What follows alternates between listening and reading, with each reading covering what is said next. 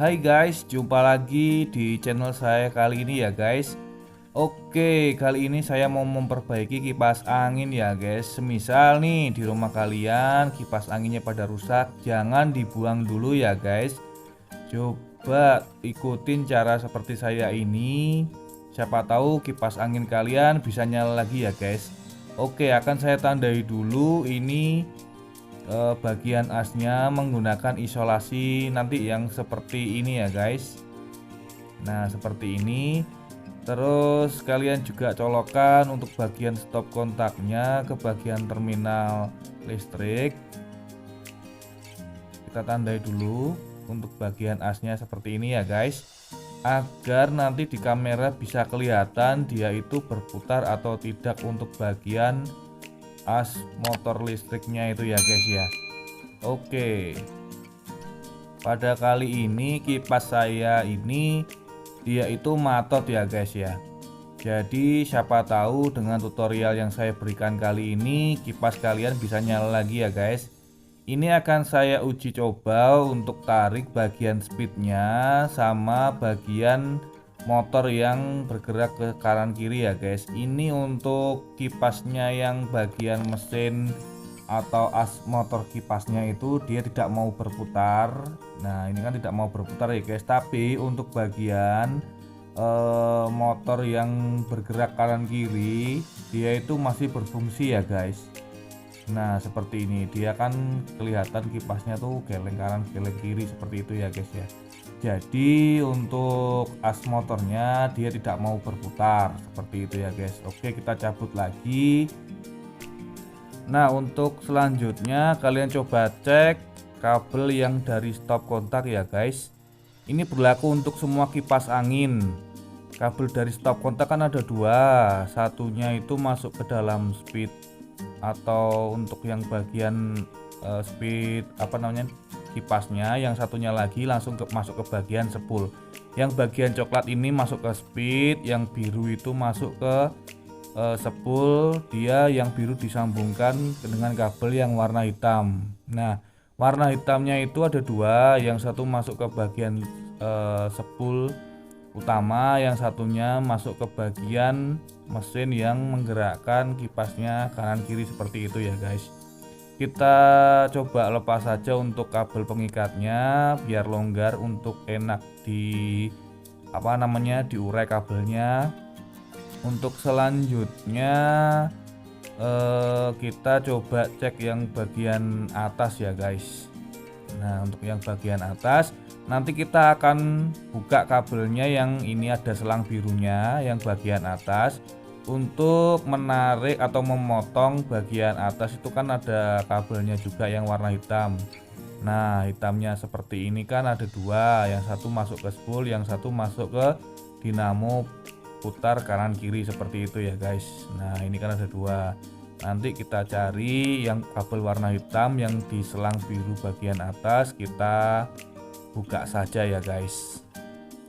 Oke, akan saya ambilkan cutter dulu guys. Nah ini sudah saya ambilkan cutter guys, kita sobek saja ya guys untuk selang birunya.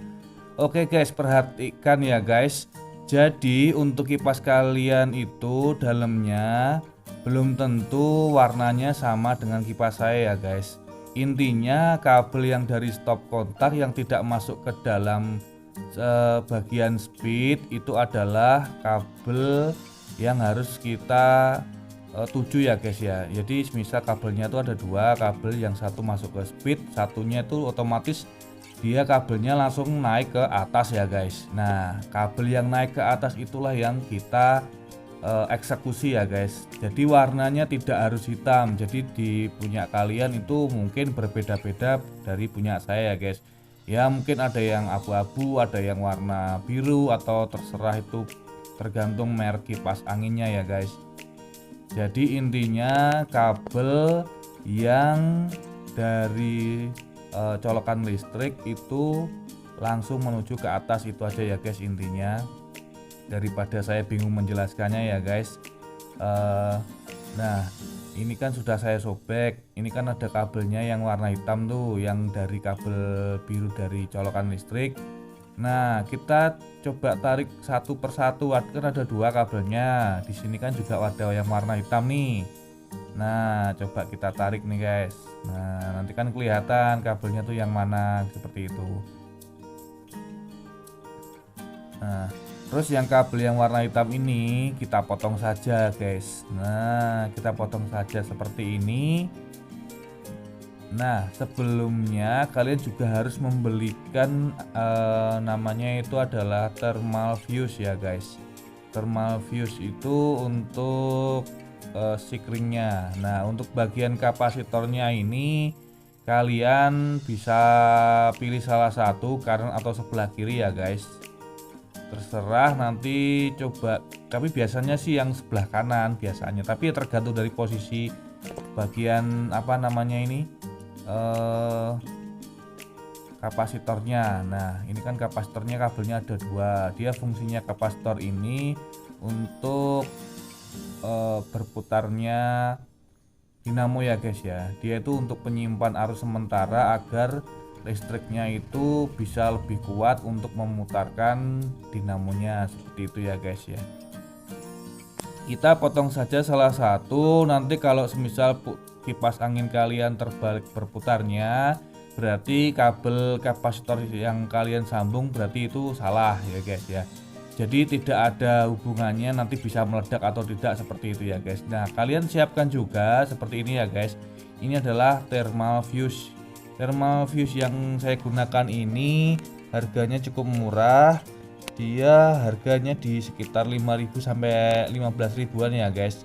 Dan untuk thermal fuse ini bisa sampai 135 derajat Celcius ya guys untuk suhunya. Jadi ya lumayan cukup panas juga sih untuk dinamo. Makanya setiap dinamo kalau misal melebihi dari thermal fuse-nya suhunya, otomatis nanti thermal fuse-nya ini akan putus. Nah, oleh sebab itu kita harus menggantinya ya guys. Yang bagian kaki thermal fuse-nya itu kita ambil yang dari colokan listrik ya guys. Nah, kabel hitam yang dari colokan listrik kita sambungkan ke salah satu kaki thermal fuse. Nah, seperti itu. Terus yang kabel yang hitam di dalamnya ini kita solasi saja nanti, jangan dikupas. Yang dikupas adalah kabel yang dari bawah atau yang kabel dari colokan listrik. Satunya itu untuk bagian kaki thermal fuse-nya kalian sambungkan ke bagian kapasitor ya guys. Entah itu kaki kanan atau entah itu kapasitor yang kaki kiri. Nanti kalau semisal kipas angin kalian berputar kebalik ya otomatis kabel yang kalian sambung itu terbalik seperti itu. Cuman itu saja efeknya ya guys. Oke, akan saya putus dulu untuk bagian kabel kapasitornya ya guys. Ini kapasitor yang akan saya potong adalah yang sebelah kanan. Ya mungkin tidak saya potong, cuman saya kupas sedikit. Fungsinya dia itu untuk menyambungkan seperti itu saja. Ini akan saya kupas sedikit guys. Untuk penyambungannya yang lebih baik itu kalian harus menggunakan solder ya guys. Jadi sewaktu-waktu kalau memang dia suhunya panas tidak terjadi konsleting seperti itu ya guys. Kalau cuman diikat-ikat saja takutnya sewaktu-waktu akan terjadi konsleting karena dari kabelnya mungkin tidak akan menempel sempurna seperti itu guys. Ini akan saya kupas dulu. Sudah saya kupas, tinggal kita soldering ya guys. Kita buat seperti ini ya guys. Nah, dikupas seperti ini. Jadi jangan sampai putus juga. Kalau mau putus sih juga tidak apa-apa sih. Terus untuk yang kabel bagian bawah yang warna hitam ini juga kita kupas guys. Terus tambahkan juga kabel pendek seperti ini ya guys. Nah, kabel pendek seperti ini biar dia itu fungsinya tidak terlalu pendek karena kan kita tadi potong untuk kabel hitamnya ya guys. Terus untuk proses penyambungannya nanti dari kabel hitam yang kaki satunya nanti menuju kabel biru, dan kabel biru kita sambungkan ke bagian kapasitornya seperti itu tadi ya guys. Oke, langsung saja kita soldering ya guys. Nah, untuk bagian soldernya sudah selesai ya guys. Kita coba ulang lagi dari colokan listrik.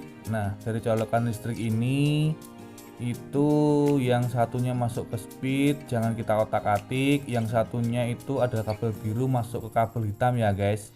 Dari kabel hitam itu kan dibagi dua, yang satunya ke dinamo berputar kanan kiri, yang satunya yang saya pegang ini itu satunya yang kabel hitam masuk ke kaki termofuse satunya, dan termofuse satunya ini kita sambungkan menggunakan kabel biru seperti ini. Kabel biru disambungkan ke bagian kapasitor seperti itu aja ya guys, cukup simpel kan. Nah, seperti itu aja. Oke, sekarang kita akan coba tes ya guys, apakah dia sudah bisa menyala lagi dari bangkit dari kematiannya ya guys. Kita akan colokkan untuk bagian kabel listriknya ke stop kontak ya guys. Nah, seperti ini. Terus kita coba tarik bagian tuas. Nah, saya fokuskan dulu. Nah, ini coba kalian perhatikan ya guys, untuk asnya nanti bisa berputar atau tidak. Ini saya akan coba tarik untuk bagian tuasnya. Yang satu tuasnya untuk bagian gerak kanan kiri, yang satu tuasnya untuk bagian dinamo yang berputar. Ini dia bisa berputar sangat kenceng sekali ya guys, dan putarannya juga tidak salah. Jadi kalau di kamera ini juga tidak kelihatan kenceng ya guys, tapi sebetulnya kalau tidak pakai kamera atau tidak dilihat dari kamera ini sangat kenceng sekali ya guys. Nah, ini ada juga beberapa tips dari saya juga ya guys.